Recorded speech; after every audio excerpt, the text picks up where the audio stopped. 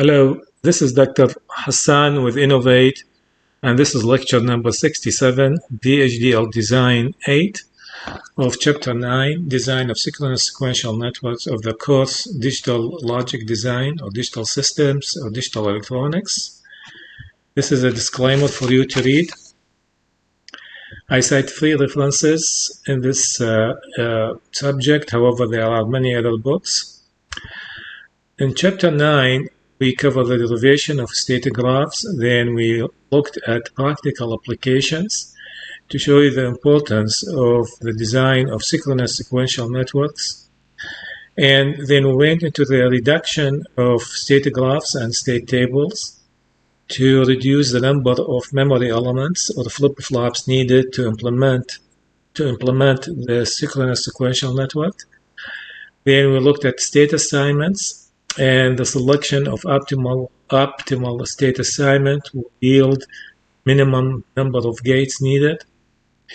Then we talked about implementations, and today we'll talk about VHDL design, which will allow me to implement the network using FPGA or any programmable logic device.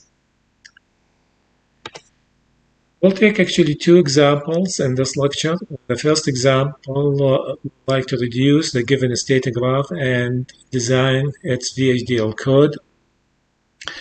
This is a 9-state machine from S0 to S8, and by inspection we found out that S2 will be equal to S8 and S4 is equal to S6. So the reduced table will look like the following. We can assign actually S0 to state A, B, C, D, E, F, and G, where state D is both S2 and S8, and state E is equivalent to S4 and S6. So the new truth table will look like as shown. And from this table, we can write the code, the VHDL code library IEEE, use IEEE std logic 1164.all. Entity example 104 is port clock X reset N. We invoked a reset N into this machine to reset the machine to logic to state A or to old 0 state. And Z my output in the standard logic. And the entity name, which is example 104, architecture behavior of example 104 is type, state type is, I define all the state A, B, C, D, E, F, G. Then we have defined signal state, state type. State will be the temporary state in the program, so must be declared as a signal. Begin, process, reset N, and clock, because those are the sensitivity list of the process, which will change the state of the machine. We begin. If reset N, then state be assigned with A will be assigned to the state.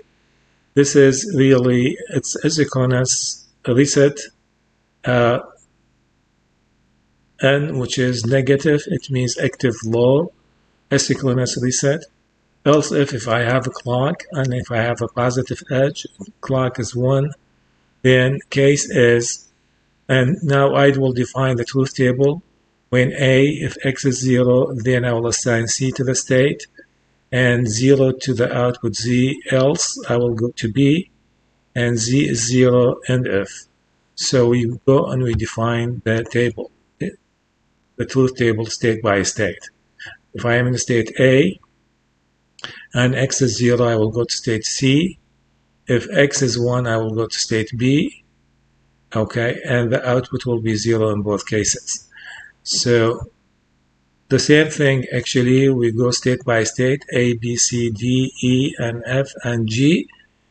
Okay, once we end defining the state table, I will end case, end if, end the process, and end behavior, which is the architecture statement. And by doing this, I have one process code for the machine completely done, and be simulated and could be also downloaded to CPLD or FPGA.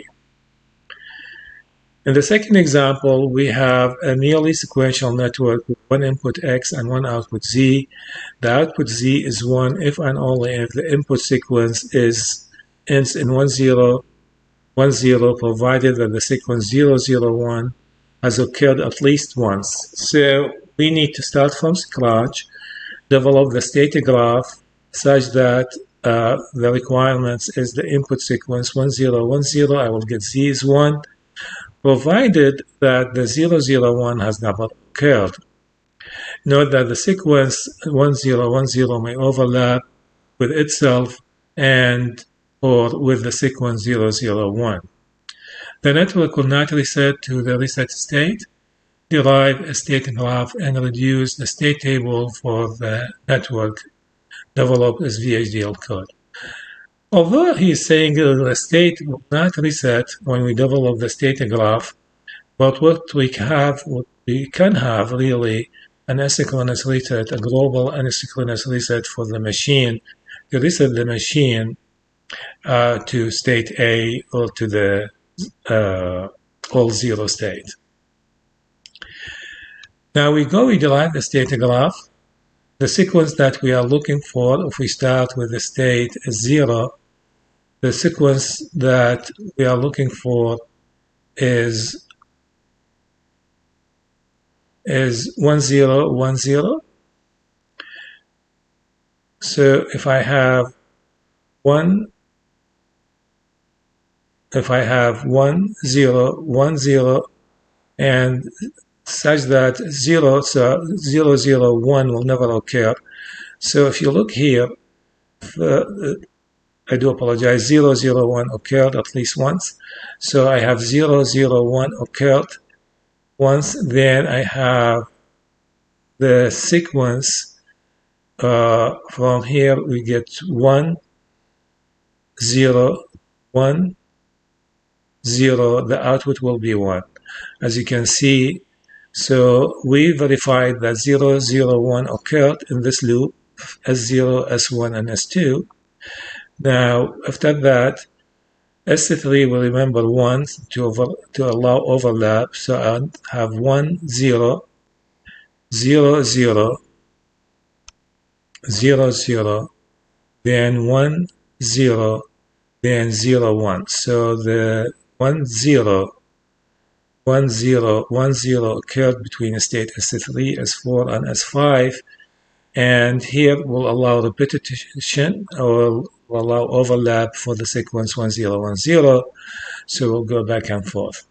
So if I get 1 0 1 0, then if I go to another one, I will go to state S3 because S3 will remember only the last one. So again, state S0, S1, and S2, and S3 will remember the sequence 0 0 1, and state S3, S4, and S5 will remember the sequence 1 0 1 0, and the output will be equal 1 0 1 0. With the last 0, I will get 1. I will get an output Z is 1. So once we develop the state graph, we will write the state table and we'll try to reduce it by using any method. Okay, so here we use the partition method. We partition, P0 will define all the states in the state table on the state graph. Then P1 will define the output, and I have the output is identical in S0 to S4. The only output is different is in S5. So I will partition S5. Okay. So I will partition S5 in P1. So P1 will be S0, S1, S2, S3, S4, which they have the same output, and S5 has a different output. Now we will examine the 0 successors and the 1 successors of the block S0, S1, S2, S3, S4. We find that state S4 is non-equivalent state. Therefore, the block S0, S1, S2, S3, S4 will be divided into two blocks to develop partition P2. So P2 will become S0, S1, S2, S3, and S4. Similarly, the block S0, S1, S2, S3, or P2 indicates that the state S3 is not an equivalent state. So also we will divide it to the block S0, S1, S2, and a new block S3.